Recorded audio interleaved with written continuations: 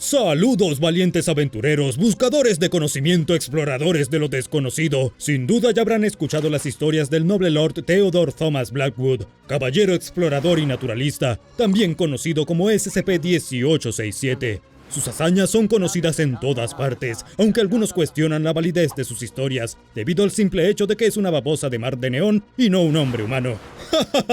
Estos son por supuesto tontos. Incluso hemos cubierto a Lord Blackwood antes en la fantasía de un caracol marino, SCP-1867, un caballero. Pero nunca antes habíamos echado un vistazo a un relato tan atrevido de su trabajo. Hoy discutimos una expedición de caza muy curiosa, una que enfrentó a nuestro Lord Blackwood cara a cara con la gran bestia, el reptil difícil de destruir, el mismo SCP-682. ¿Qué será de nuestro héroe? ¿Qué lugares verá en su viaje? Es hora de averiguarlo. ¡A la carga!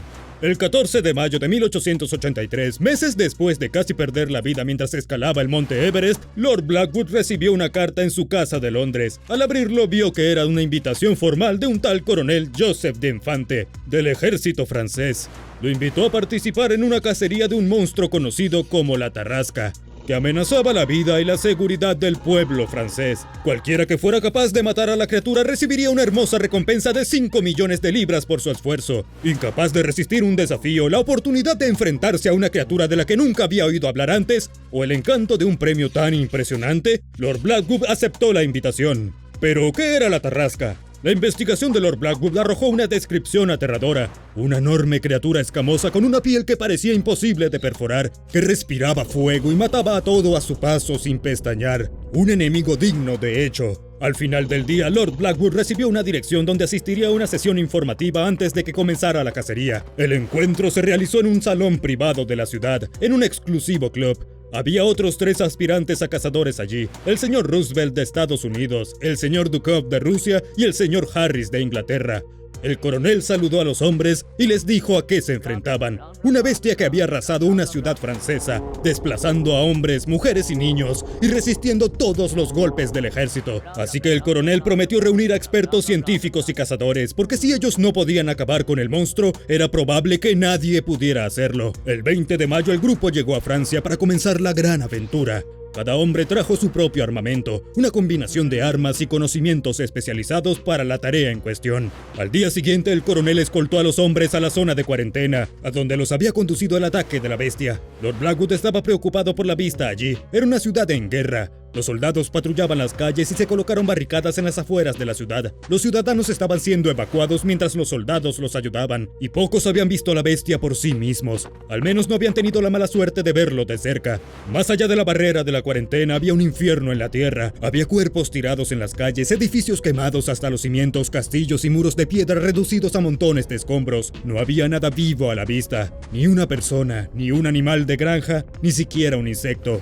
Los hombres acamparon cerca de las afueras de la ciudad, y el señor Harris se dispuso a seguir a la bestia. En poco tiempo la había encontrado, al suroeste, y al día siguiente partirían tras ella. Al día siguiente el grupo se dirigió al suroeste de Belleville, siguiendo un rastro de destrucción. Allí la encontraron durmiendo la siesta al sol. Era más largo que una ballena, más alto que una jirafa y más grande que ambos. Lord Blackwood pensó que si tuviera alas visibles, lo consideraría un dragón.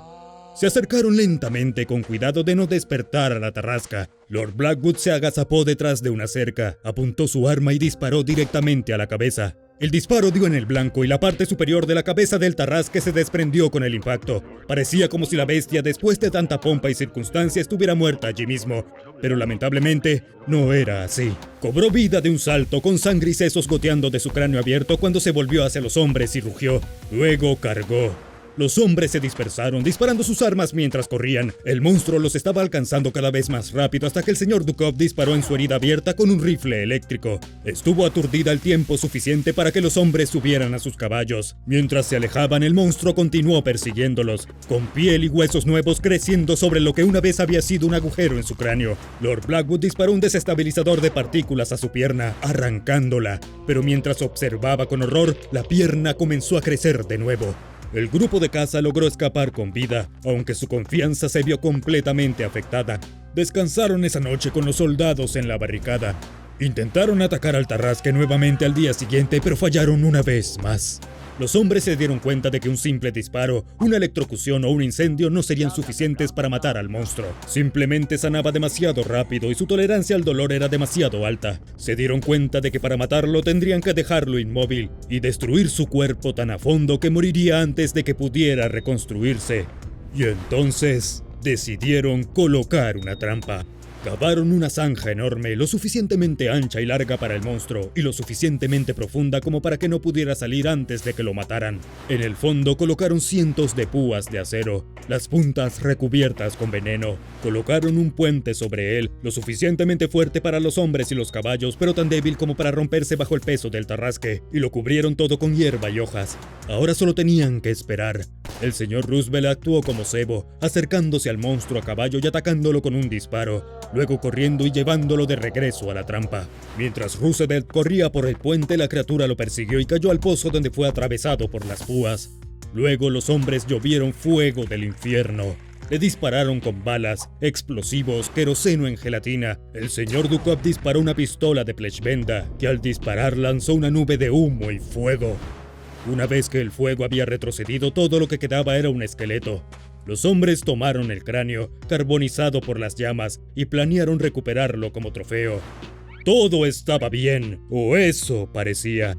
Los hombres regresaron a la ciudad con el cráneo del monstruo a cuestas, y los soldados vitorearon al verlo. Posaron para fotografías y el señor Dukov decidió posar con la cabeza entre las fauces de la bestia. Este fue un grave error de su parte y las mandíbulas se cerraron con fuerza alrededor de su cuello. Su cabeza cayó al suelo. El cráneo actuaba por sí solo, rodando y mordiendo, mientras crecía piel fresca y escamas.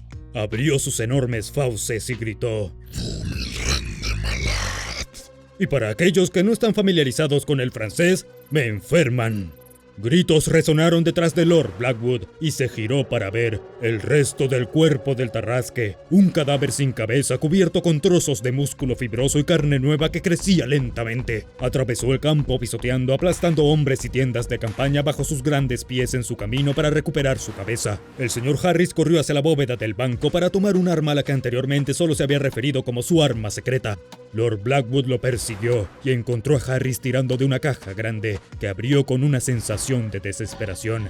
Allí dentro había un sarcófago, atado con cadenas y cubierto de runas antiguas. Blackwood le rogó a Harris que dejara la cosa atrás y corriera para salvar su vida, pero no tuvo la oportunidad de terminar antes de que Harris abriera la tapa y un brazo empuñando una espada emergiera y le separara la cabeza del cuerpo. Un hombre salió del sarcófago desnudo, empuñando una espada cubierto de tatuajes.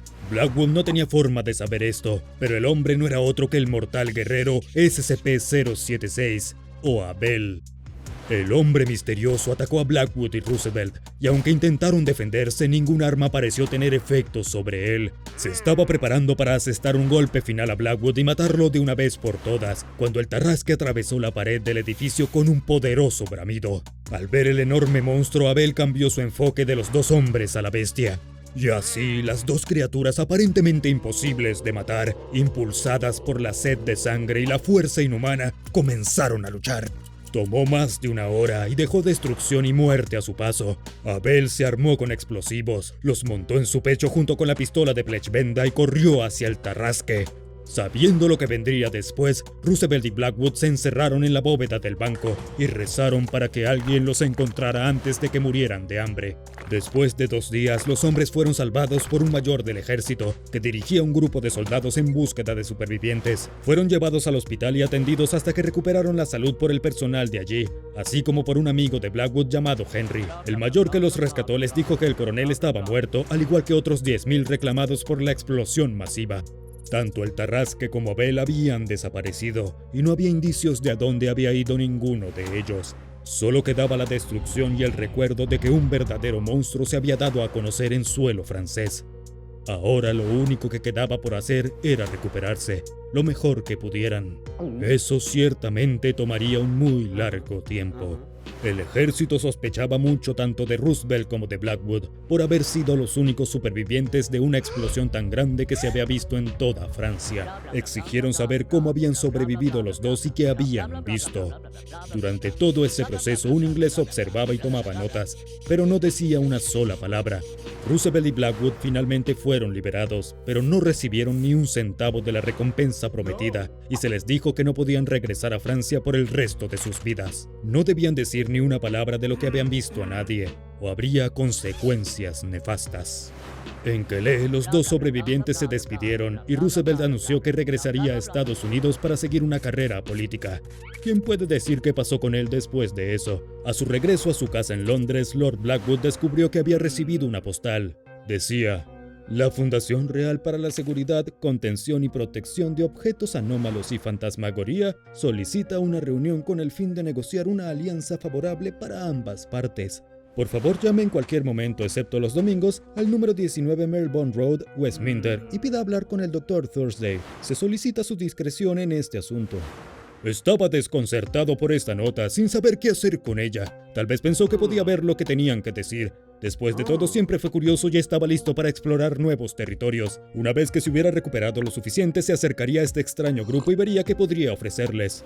Y así comenzó un nuevo capítulo de la historia de Lord Blackwood, uno que incluía una misteriosa organización llamada la Fundación SCP. Ahora eche un vistazo a la fantasía de un caracol marino, SCP-1867, un caballero, y SCP-682, maneras en que la Fundación SCP intentó matar al reptil difícil de destruir. Para más información sobre las dos anomalías que aparecen en la emocionante historia de hoy.